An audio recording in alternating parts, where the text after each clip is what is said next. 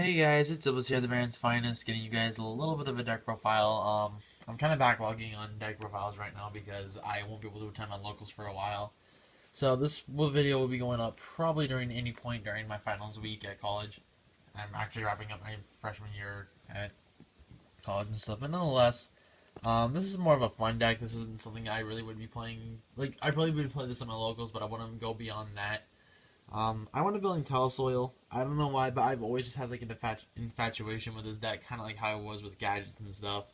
But it's like, I keep making it, keep tearing it apart, but keep putting it back together. And I was like, screw it, let's actually build it this time and keep it built together. That's kind of what I did. I unfortunately wound up actually losing 2 MSTs, but, you know, I guess that's just kind of whatever. But nonetheless, this is the Tele-Soil build that I am playing at the moment. I want to pick in some Dragons of Legend stuff. Not really a lot for this deck, but other stuff. You'll be seeing Jung Doppel eventually whenever I get my second Mathematician. Or maybe one up before this video, I honestly don't know. But nonetheless, I want to build in Tele-Soil.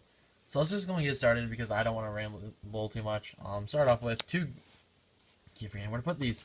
2 Grand Soil, the Elemental Lord. Grand Soil, he's pretty much a Monster Reborn if you have 5 Earths in grave. You drop him, Monster Reborn from either player's graveyard. If he's removed from the field, you don't get to conduct your battle phase during the next turn. So, pretty much, it's like, you can, in a way, like, if they do get rid of him, you're probably in a bad spot, so then you won't even attack anyway, so that repercussion doesn't hurt you at all. But nonetheless, I love Grand Soil all day. I thought he was a really good card. Like, at least in my fun playtesting. For 7s, I want to play 1 Gorge Run Redox. Redox is so good. I love Redox. I don't know why Redox is such a dumb card. 2 Sound Psychic Wizard. His effect is that when he's normal, you get to banish a Psychic from grave. Then when he's sent from the field to the graveyard, you get to special that Psychic. So honestly, it gets you some of your plays going. It does a lot of really nice and dirty things. I honestly love this card all day. I thought it was a really good card. I don't particularly believe I have any intentions of, like, I don't see why you would want to change the number on this at all. 2 is fine, but 3 is clumpy. 2 Tengu. Something I'm experimenting with right now. I wish this card was at 3 again, but it's whatever.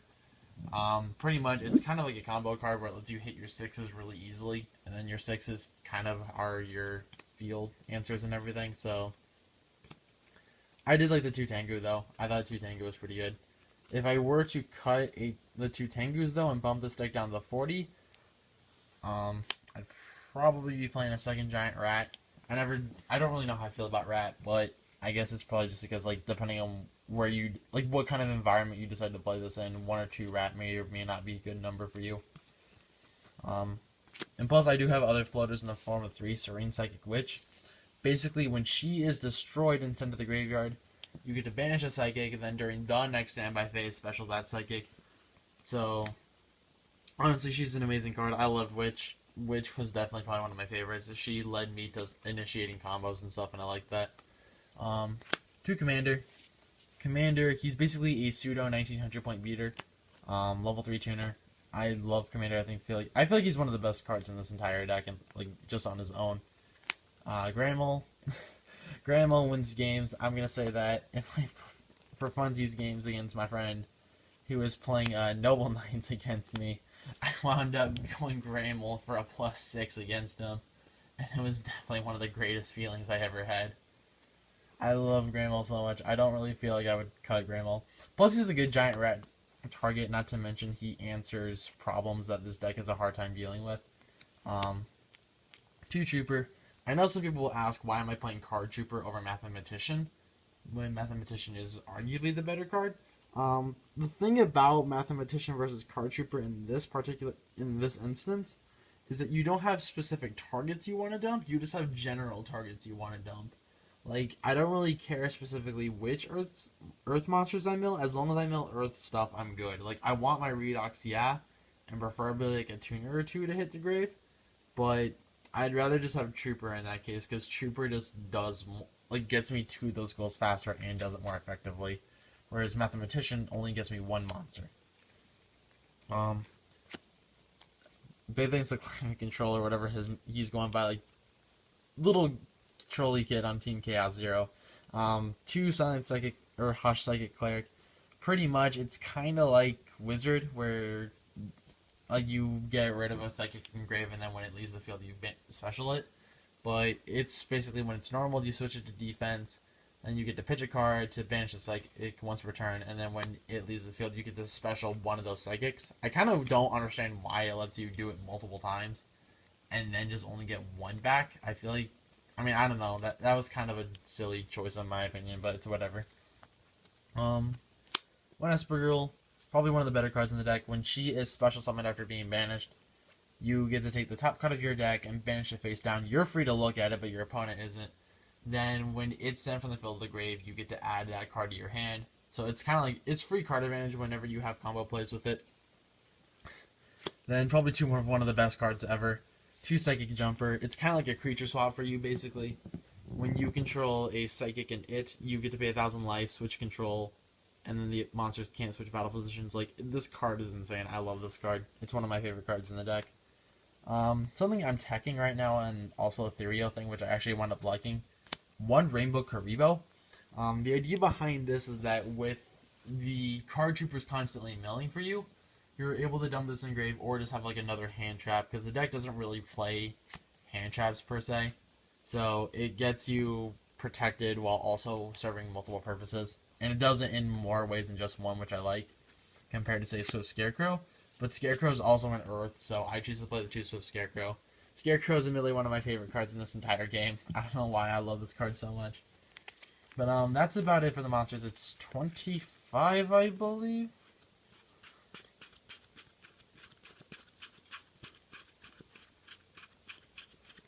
Yeah, like 25. Close enough to that. The deck is 41, by the way, but nonetheless, for the spells, 3 Emergency Teleport. You want to get to your Psychics. You want a combo piece. This card is basically like your combo. This card lets you go into your combo plays and everything. 2 Goat. Goat gives you defense while giving you synchro ability. It kind of leads to some weird levels at times that you're going to want in your extra. So I choose not to play Ixies, but rather synchros that kind of like for those weird situations. 2 MST. I don't really like a whole lot of back row that my opponent could possibly have, so I just choose not to deal with it. The next card, I will say, if you don't own, or you just simply don't want to pick it up, or it's like you have some grudge against it or whatever, feel free to make this following card a Call the Haunted. But because I actually managed to pick one up for cheap today, I am playing 1 Soul Charge.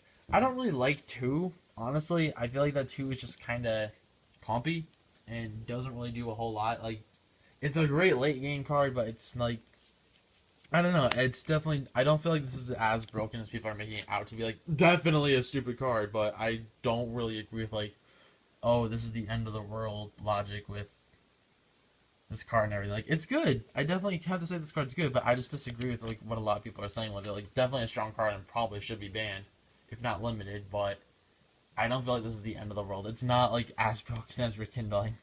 I will say that.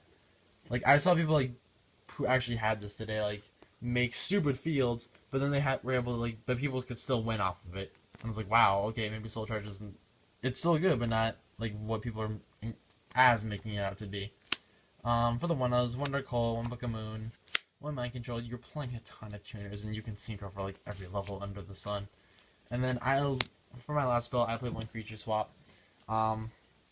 You're playing a lot of floaters, you're playing a lot of weenies, so switching control, like one of your little dudes for one of their big dudes, or even moderately sized dudes, or just a dude with a decent level that you can synchro with, kind of makes this card worth it. I like it. I would not cut the Creature Swap. And as for my 4 traps, 1 Psychic Overload, basically shuffle 3 Psychics into grave, draw 2. It baits out the MSTs, even though people are still playing 3, and I had all my traps taken from me today. 1 Torrential, because why not, nuke boards.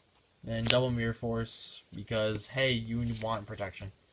And that's about it for that's it for the main deck. It's 41. I'm not going to show a side in this deck profile, by the way, because I don't intend to play this in any tournaments anytime soon. So here's my extra. I just play 1 Underworld Fighter Balmung, mainly because Jumper or Espergirl with Goat tokens can happen.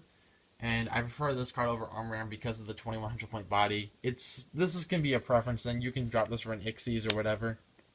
I actually don't choose to play any Ixies. And I just never... The main reason for that is just because I don't really ever have the need for it. Plus, I try to deter myself and be like, oh, I have a Silence like Wizard in my control. You have a Yamato. I'm gonna overlay, but then lose my psychic the advantage for Wizard. I mean, it's a preference, but I just prefer not to. And plus, I just like it with I like this card with goats. For fives, I play one Catastor, one Nat Beast, one Armades, and one Android. Pretty much, we should know what these cards do. This is the only one people like newer people might not know. During each of your end phases, you gain 600 life points per psychic on board. It counts itself. So basically, you can score some pretty nice life with this card. I like it. As for the next level, I guess, as a comment I should make, the deck has a problem with any monster that can make a monster 2000 or bigger. So that's where my sixes are kind of dedicated towards. For sixes, I play one Vulcan, one Celestial Wolflord, one HTS, and one Cheria Barkion. Vulcan bounces cards, and being able to bounce something cute like a Redox per se isn't a bad thing with this card. So I definitely like the Vulcan. Wolflord basically just drops anything down by 2400 when it dies, so you basically can just rebuild your momentum off that. Psyche Myth, it's a DD Warrior Lady. What's actually cool about it is that you can, since it's a Psychic Synchro, or any of the Psychic Synchros I said you can do this with, like, you can Cleric them or Wizard them back to the field. So, I actually like going first turn HTS Psyche Myth and then just, like, watch people question me. It's like, they Smashing Ground or Dark Hole it. Then I just bring it back later. The game's like, wait, you can do that? Like, it's honestly a lot of fun. I don't make Barkion as much as people think I should do, but, I mean, it's a good card to have. Sevens, I do play one Landoise, one Black Rose, and one Life Transfer. Landoise is the Forgotten Brother of the Naturias. Basically, you either pitch a spell to negate a monster effect, and I honestly don't like that as much because it says pitch a spell, and I do like to kind of hold on to my spells or just use them, but, you know, it's Yu-Gi-Oh! Black Rose is a board wipe. Life Transfer is basically banish a Psychic from grave, gain 1200. I have won games because I managed to just gain enough life with Transfer, to the point where I was able to, like, Redox Grand Soil my way back into the win. As for the only two 8s I play, I choose to play one Thought Ruler and one Scrap Dragon. Thought Ruler was the only one I actually wound up making an 8 for the first time today ever, like, in this deck. It really doesn't happen that much. 8 is a really hard level to hit. It's really awkward. I mean, you can do it, but I don't really like to do it. It's just weird resources that I feel like a 6 or like a 5 or something can do better. And then the last big kitty is one Leo Defender of the Sacred Tree. I love this card. I absolutely love this card. This card is amazing. I wound up winning, like, games and play testing against friends and stuff just because I had Leo. And not to mention Grand Soil Leo is a pretty intimidating field. You can drop this easily by, like, say, going Grand Soil into one of your level 2s, or the more common play, which is a Redox and a level 3 tuner. And, I mean, Leo's just good. It protects itself, basically, so even with your little back row, you still can protect he's basically just protecting himself. But that's about it for now, guys. I hope you guys enjoyed this deck profile. Let me know what you all think about the deck. Let me know if you guys have any fun with it. And that's about it for now, guys. I'm getting really tired. I've been trying to fix the laptop all day. But until next time, guys, peace.